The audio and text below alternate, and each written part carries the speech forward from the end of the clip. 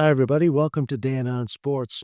Oh, my goodness. Dissension in the New York Mets clubhouse discord. Jeff McNeil got into a fight with Francisco Lindor in June. Juan Soto and Lindor had an icy relationship. The Mets were a mess. That's why they didn't make the playoffs. Mike Puma, big exclusive in the New York Post. Hey, nothing against Mike Puma, but please. The reason the Mets didn't make the playoffs was because their pitching stunk. They didn't have any starting pitching, and other than Diaz, their bullpen was a mess. They didn't have enough clutch hitters in the lineup, even though they added Soto.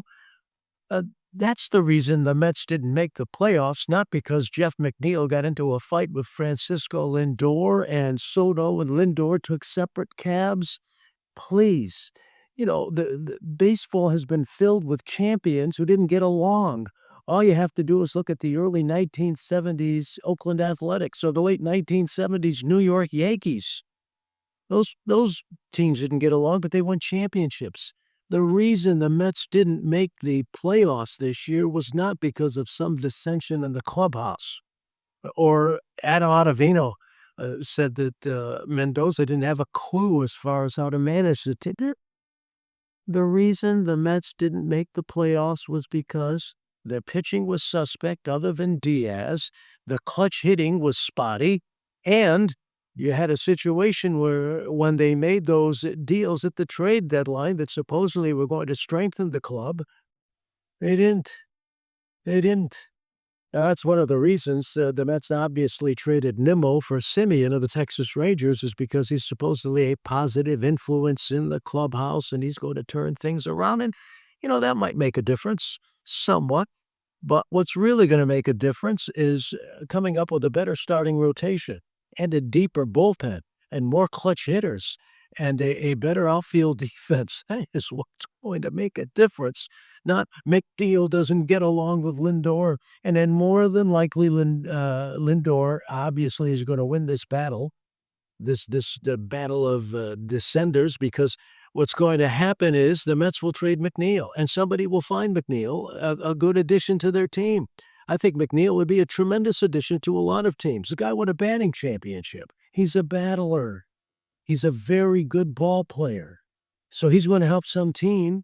And more than likely, it's not going to be the Mets. The trading of Nimmo is just the first move. And I've got to tell you, having seen the Mets AA affiliate in Binghamton, they've got some prospects. The Mets have some legit prospects. And maybe they don't make that big deal. Maybe they give some of these prospects a chance. They deserve a shot. More than likely, they'll be packaged in deals. And hey, the Mets, if they want to take that approach, that's fine too. If you're developing this talent and it's talent that is talent you feel is going to help the team by way of a trade, or by calling that player up or those players up, that's fine. Go with it. But don't give me this nonsense. The reason the Mets didn't make the playoffs when they were supposed to in 2025 was discord in the clubhouse. That is so overrated. The reason they didn't win, as I said, is they didn't get the clutch pitching when they needed it, and they didn't get the clutch hitting when they needed it. Plus, they didn't have the talent, particularly from a pitching standpoint. Simple as that. Let's not make this out to be more than what it is. I would expect that the Mets are going to be very active because their owner, who has now owned the team, this multi-billionaire for 5 years, and finally saw some return on his investment in 2025 with the addition of Juan Soto and a sizable increase in attendance.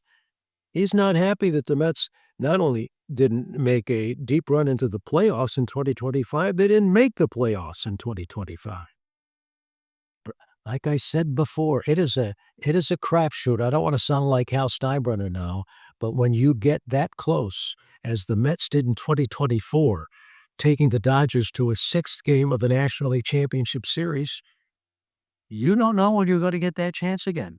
Even the Toronto Blue Jays, they don't know when they're going to get that chance again, coming within an inch of winning the World Series, and that's just what it was, an inch.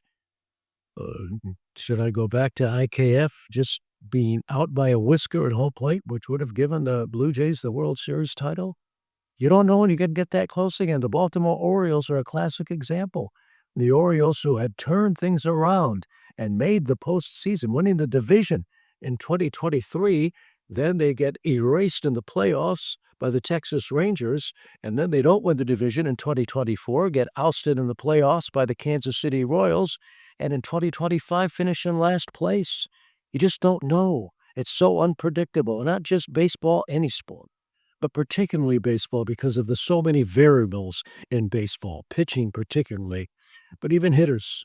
So don't give me the nonsense about the reason the Mets didn't make the playoffs was they had all of this discord in the clubhouse. I had no doubt that there was discord in the clubhouse, but that's not the reason they didn't make the postseason. That's going to do it for Dan on Sports. Thanks for watching. Thanks for listening. See you later.